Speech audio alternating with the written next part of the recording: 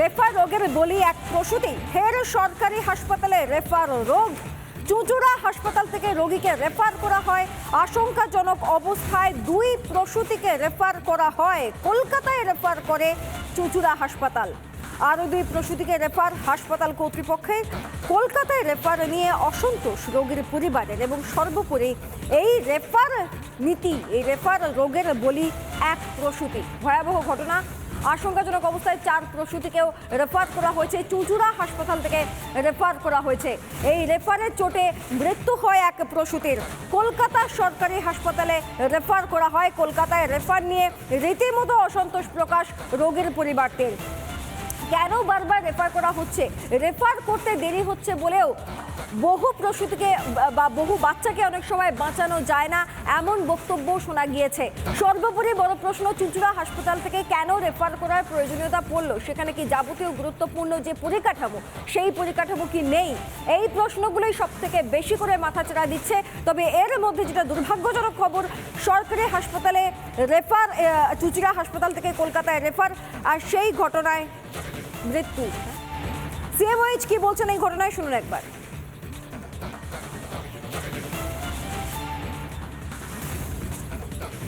হাসপাতাল এর মধ্যে আফটার সিজার কিছু কিছু মাঝে কিছু কমপ্লিকেশন ডেভেলপ করে, কিডনি সংক্রান্ত সমস্যা ডেভেলপ করে। কী থেকে হচ্ছে এটা নিয়ে আমরা নিজেরাও একটু চিন্তায় রয়েছি। এটা নিয়ে তদন্ত বলুন বা লোকাল এনকোয়ারি হচ্ছে, কিছু আইডেন্টিফাই করা হয়নি আর কি।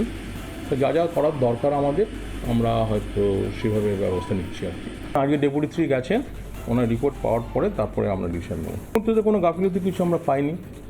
একসঙ্গে অপারেশন হয়েছে, 3-4 দিন পরে পরে তাদেরকে কিছু কিছু সমস্যা দেখা দেওয়া, তো তাকে শিশুতে ট্রান্সফার করা হয়েছে।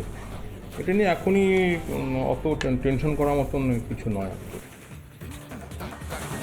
আরও একবার আপনাদেরকে জানিয়ে রাখি, ফের সরকারি হাসপাতালে রেফার রোগ। চুঁচুড়া হাসপাতাল থেকে রোগীকে রেফার করা হয়, আশঙ্কাজনক অবস্থায় দুই প্রসূতিকে রেফার করা হয়, কলকাতায় রেফার করে চুঁচুড়া হাসপাতাল। আরও দুই প্রসূতিকে রেফার হাসপাতাল কর্তৃপক্ষের। কলকাতায় রেফার নিয়ে অসন্তোষ প্রকাশ রোগীর পরিবারের। সরকারি হাসপাতালে রেফার রোগে বিপদে পড়ছেন রোগী এবং রোগীর পরিবার। এক্ষেত্রে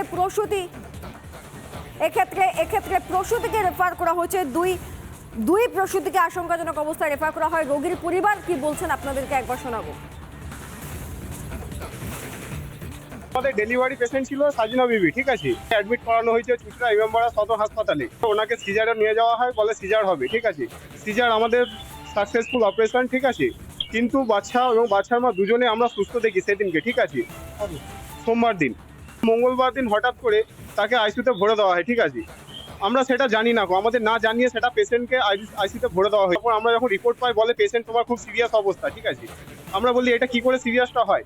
বলে এটা আমাদের এখনো পর্যন্ত জানা নেই কি করে সিরিয়াস অবস্থাটা হয়েছে। সেই দিনকে 5টা অপারেশন হয়েছে, সোমবার দিন, ঠিক আছে। 5টা পেশেন্টেরই একই সেম সমস্যা। ওনারা বলেন যে এটা মেডিসিনের কোথাও হয়তো এটা গাফিলতি আছে। আর হসপিটাল ভালো নেই, সিজার করলো করে আমার বৌমার অবস্থা খুবই খারাপ ছিল। বাচ্চা হয়ে গেল রাত্রিরে 1:25 বাচ্চা হয়েছে। ততক্ষণ ভালো ছিল, সকাল 6টা হয়েছে, একটা খিচুনি উঠলো। খিচুনি ওঠার পরে আইসিইউতে দেওয়া হলো।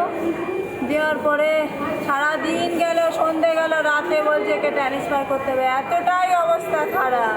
আরজি কলে নিয়ে গেলে অবশ্যই ভালো হয়। একে যদি বাঁচানোর হয় তাহলে আরজি কলই বাঁচাতে পারবে। ওখানে নিয়ে যাওয়া হলো, ভর্তি করা হলো, নিয়ে গেলাম। বলো রুগীর অবস্থা খুবই খারাপ, খুবই খারাপ। অবশেষে পুলিশের জালে কুলতলির সাদ্দাম। এক সিপিএম নেতার ভেড়ি থেকে তাকে গ্রেফতার করে পুলিশ। মান্নান খান, তার ভেড়ি থেকে গ্রেফতার করা হয়। সাদ্দাম এবং মান্নান উভয়কেই গ্রেফতার করে পুলিশ। সাদ্দামের 12 দিনের এবং মান্নানের 5 দিনের জেল হেফাজত আদালতের।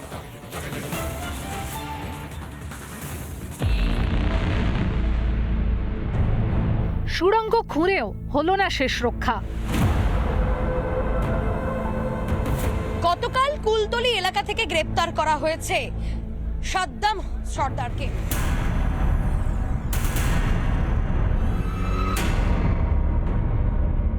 অবশেষে পুলিশের জালে পাচারকাণ্ডে অভিযুক্ত কুলতলির সাদ্দাম সর্দার। সাদ্দাম সর্দার, অর্থাৎ এই যে নকল সোনা পাচারের যে মূল পান্ডা সেই সাদ্দাম সর্দারকে কুলতলি এলাকা থেকেই গ্রেপ্তার করা হয়েছে। আর গতকাল গভীর রাত 1টার সময় আমরা রেড আমরা করি চুপড়িঝাড়াতে। ঠাকুররানী নদী আছে, ওর পাশে যে আলাঘর ফিশারি, সর্দার আর মান্নান দুজনেই শেল্টার নিয়ে বসেছিল। রেড করে আমরা দুজনকেই অ্যারেস্ট করি। আর এখন যেটা শৈরুল যে আছে এখনো পলাতক আছে। পুলিশের ওপর গুলিকাণ্ডের পর থেকেই সাদ্দামকে হন্যে হয়ে খুঁজছিল পুলিশ। অবশেষে কুলতলিরই সিপিএম নেতা মান্নান খানের মাছের ভেড়ি থেকে পাকড়াও করা হলো সাদ্দামকে। মান্নানের ভেড়ির ভিতর একটি আলাঘরে এতদিন গা ঢাকা দিয়েছিল সে। যিনি মান্নান খান, তার যে মেছো যে ভেড়ি, অর্থাৎ মেছো ভেড়ির আলাঘরে আশ্রয় নিয়েছিল সাদ্দাম। এখনও কিন্তু পড়ে রয়েছে মুড়ি এবং মশা মারার ধূপ এবং টর্চ লাইট। এখানে আলো জ্বালাবার জন্য মূলত এখানে রয়েছে কিন্তু সোলার সিস্টেম। সাদ্দামের আশ্রয়দাতা মান্নান খানকেও গ্রেপ্তার করেছে পুলিশ। এদিকে সিপিএম নেতার ভেড়ি থেকে সাদ্দামের খোঁজ মেলায় শুরু হয়েছে রাজনৈতিক চর্চা। ঘটনার সঙ্গে আমি মনে করি যে সিপিএম এর যেমন প্রত্যক্ষভাবে যোগ আছে এবং এইটা তদন্ত হলে দেখবেন আরো অনেক সত্য বেরিয়ে পড়বে। মান্নান খান নাকি একটা নাম বলছে সিপিএম এর নেতা ছেড়ে দিন, ওই নামে সিপিএম এর লোক ওখানে কেউ আছে বলে মনে হয় না। এটা একটা ফলস ব্লেম দেবার চেষ্টা করা হচ্ছে। ইন্ডি জোট তারা এখানে এসে আপনাদের টিভির পর্দায় বসে তৃণমূল সিপিএম কি ঝগড়া করে, কত কি দেখায়। আপনি দেখছেন যখন তৃণমূলের সাদ্দাম ধরা পড়ে তখন সিপিএম এর লোকের বাড়ি থেকে পাওয়া যায়। এদিকে সাদ্দামকে 12 দিন ও মান্নান খানকে 5 দিনের পুলিশ হেফাজতের নির্দেশ দিয়েছে আদালত।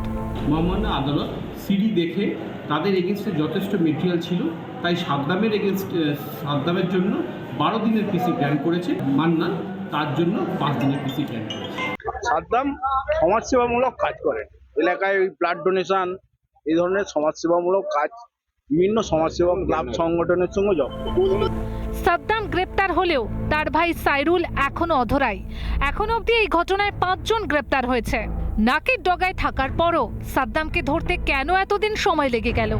প্রশ্নের মুখে এলাকায় পুলিশি নজরদারিও। আপাতত সাদ্দামকে জেরা করে তার সুড়ঙ্গ রহস্য উদ্ঘাটনের চেষ্টায় পুলিশ। কুলতলি থেকে এলিনা ভট্টাচার্য, রাজু মুখার্জির রিপোর্ট, রিপাবলিক বাংলা।